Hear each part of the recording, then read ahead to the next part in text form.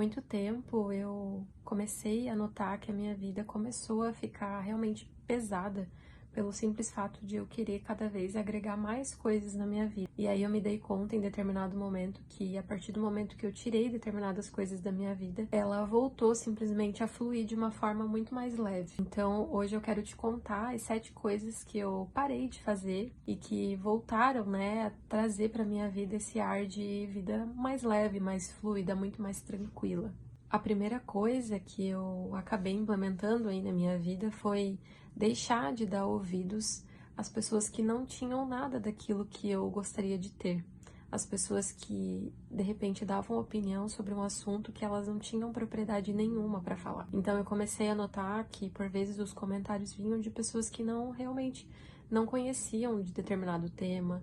Por vezes eram comentários maldosos sobre algo que eu estava fazendo, a forma como eu escolhi determinada coisa, a forma como eu estava pagando determinada coisa. E aí, junto com isso, eu também aprendi a realmente não comentar determinadas coisas com essas pessoas, né? Fui conseguindo aí selecionar dentro desse grupo de pessoas com quem eu convivia, com quem eu tinha contato, as pessoas que de fato tinham algo a agregar dentro daquilo que elas comentavam, né? Ou daquilo que eu permitia que elas tivessem acesso sobre a minha vida, e daquele grupo de pessoas que realmente não valia a pena eu gastar, digamos assim, o meu tempo tentando explicar e, poxa, é para isso que faz sentido essa determinada coisa que eu tô fazendo.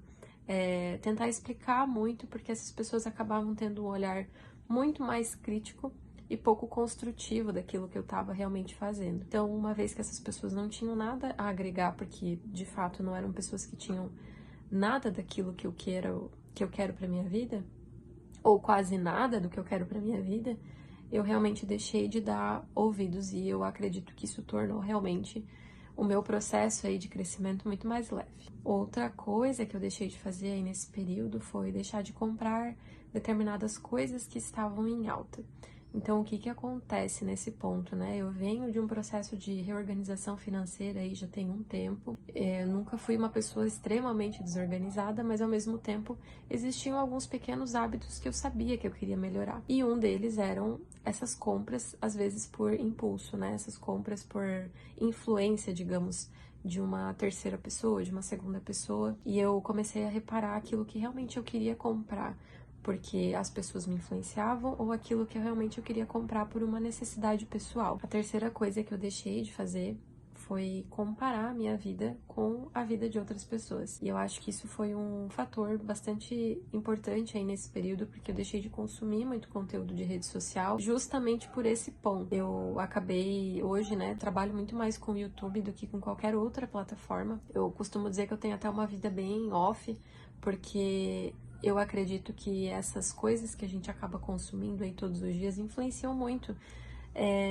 em como a gente acaba enxergando a nossa vida, né, perante a vida de outras pessoas. Então eu comecei a notar que, poxa, eu consumo aí conteúdos principalmente voltado à parte de viagens, né, trilhas, e aí eu comecei a perceber que essas pessoas com quem eu acompanhava, né, elas tinham uma vida completamente diferente da minha, um tempo diferente do meu, questões financeiras diferentes da minha, né, possibilidade de fazer coisas que eu não tinha ainda. Então não tem realmente como eu me comparar, porque cada um tem o seu momento de vida, né, para realmente realizar tudo que tem vontade. E aí isso já vem em conexão com o quarto ponto, que seria me sentir atrasada na vida. Na verdade, comecei a notar isso com a questão das redes sociais, de perceber que as pessoas que tinham idades muito próximas já estavam em outras fases da vida, já tinham realizado aí coisas que eu tenho vontade de fazer também, mas que eu ainda não consegui. Comparação no quesito carreira, né, que daí é algo que era muito fácil para mim, essa conexão com a carreira, porque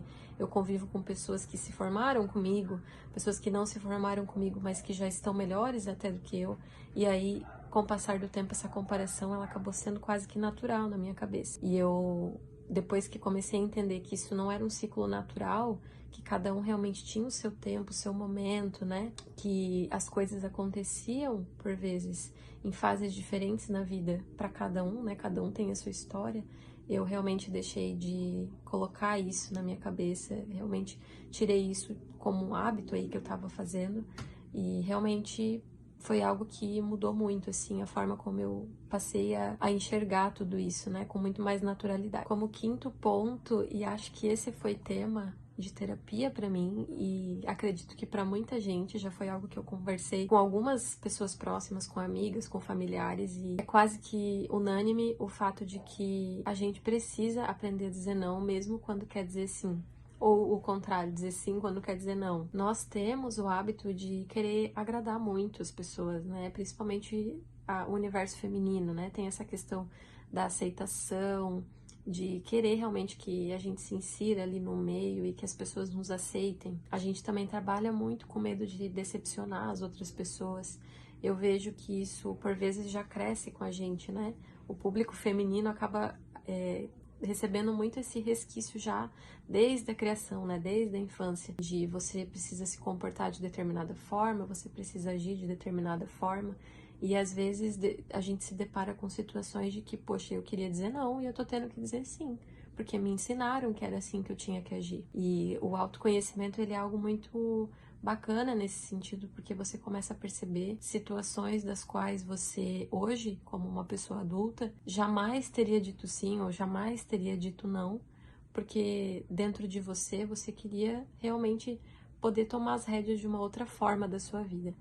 Então, é algo que a gente realmente precisa aprender, é algo que vem aos poucos, né? Como eu falei, tema de terapia, por vezes, é muito difícil a gente lidar, mas é necessário, a gente precisa aprender, criar ferramentas, fazer aos pouquinhos, de uma forma que vá ficando cada vez mais leve e natural, a gente saber dizer um sim, ou saber dizer um não. A sexta coisa que eu definitivamente tive muita dificuldade ao longo de quase toda a minha vida foi aprender a descansar e entender que o descanso, ele era necessário, ele não era preguiça, não era algo que podia simplesmente ser ignorado. Na verdade, eu tenho uma história pessoal disso, que foi bem o término da minha faculdade, e eu lembro que eu conversei muito com a minha psicóloga na época sobre isso, porque era algo que eu não entendia, que fazia tanto mal pra mim. Na verdade, eu me formei no final de 2019 e eu vim nesse ritmo frenético de estudar, né, à noite, durante o dia trabalhar e nos intervalos ali, durante o meu expediente de trabalho, no meu horário de almoço, por vezes até no meu café ou na ida até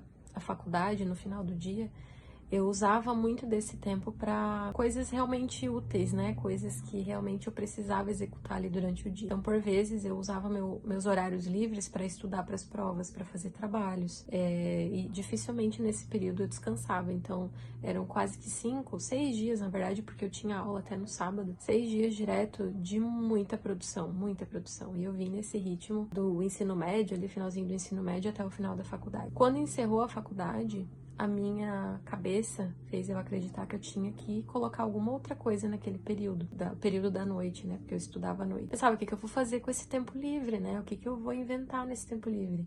Porque eu preciso produzir, senão eu não vou chegar onde eu quero chegar. E aí, nas primeiras semanas ali de 2020, eu já quis me inscrever numa pós-graduação, e aí algumas pessoas próximas falaram, poxa, aproveita esse tempo para fazer outras coisas, né? Você já ficou aí 5 anos da tua vida fazendo algo que te desgastou muito, então aproveita esses primeiros 6 meses do ano, ou esse próximo ano inteiro, para fazer algo que seja mais leve, que você não precise se cobrar tanto. E eu pensava, não, mas isso é perda de tempo, para que eu vou descansar, né? Eu não preciso descansar, eu ainda sou jovem, eu posso aproveitar para ir dar um gás na minha carreira. E isso realmente foi me adoecendo com o passar do tempo, né? Esse sentimento, esse pensamento foi me adoecendo emocionalmente, porque eu não conseguia mais seguir aquele ritmo, né? Eu já estava extremamente cansada de muito tempo. Mas ao mesmo tempo, essa autocobrança que eu sentia de mim me fez me levar de novo para esse lugar. E hoje eu realmente acho que o descanso, ele é algo essencial e eu tenho tratado ele como realmente um ponto que eu encaro como muita naturalidade na minha vida. E o sétimo ponto seria achar que a gente consegue controlar tudo, quando na verdade tem coisas que a gente não controla, tem coisas que acontecem e a gente simplesmente tem que aceitar e a vida tem que seguir. Então, muita coisa acabou ficando mais leve na minha vida quando eu entendi que não dependia de mim, dependia de terceiros, né? Dependia, sei lá, do universo. Então, as coisas que realmente eu conseguia parar e refletir que, poxa, isso aqui na minha vida. Se eu fizer diferente, eu vou ter uma percepção diferente, eu realmente vou conseguir controlar. Ok, eu tinha, né, esse poder, esse controle de fazer algo sobre, mas algumas coisas não, e eu precisava, né, aceitar. É o tal do aceitar que dói menos. Eu espero realmente que esse vídeo tenha te ajudado de alguma forma, que essas dicas sejam úteis, e eu te encontro num próximo vídeo. Até mais!